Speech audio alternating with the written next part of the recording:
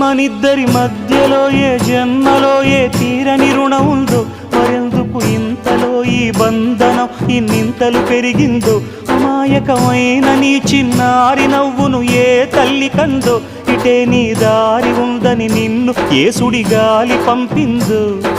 పాపం పుణ్యం దేవుడికెరుక, పేదకు దొరికిన బంగారు కణిక, పాలు వెన్నాలేవని అనక ప్రేమను తాగి పెరగవెసిలక.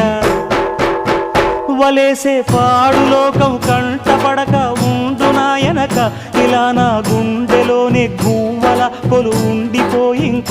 ఇటే పోస్తే ఎమున్నైనా నిలేస్తానే, మరింక ఏ కీడు నీ వంక రాలేదు.